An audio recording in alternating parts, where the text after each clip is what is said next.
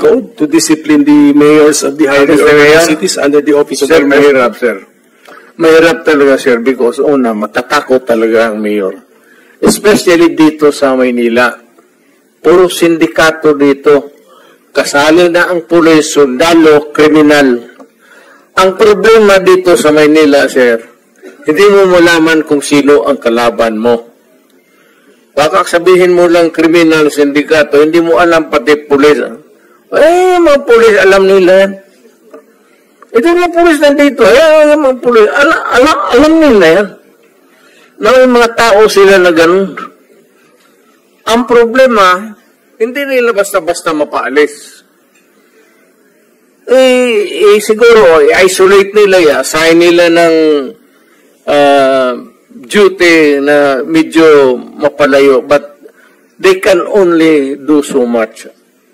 Pero paglabas ng opisina yan, sir, may baril, may authority, and they come into contact with criminals, yun ang problema ng bayan.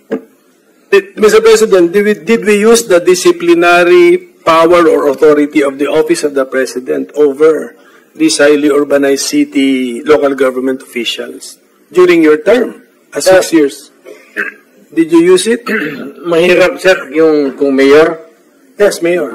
Against a mayor. Mahirap because yung word na due process, sir, yun talaga ang... I am not trying to belittle the democratic principles of our country. Pero yung due process, sir, yun ang pinakamahirap. Pagka pinailan mo ng kaso due process, it would take years. At kung may abogado yan, sir, matapos na ang termino ng animal, wala mangyari. Kaya, hindi naman ako nagyayabang. Lahat naman tayo may init sa ulo eh. Pero, pag mayor ka, kung sabihin mo, si Mayor Duterte, ilang termino na yan, love siya ng tao. Sinasabi, hindi ko kailangan ang love ninyo. You just obey the law. Huwag na yung love ninyo, hindi ko kailangan yan. Marami akong love sa labas. Naglalove.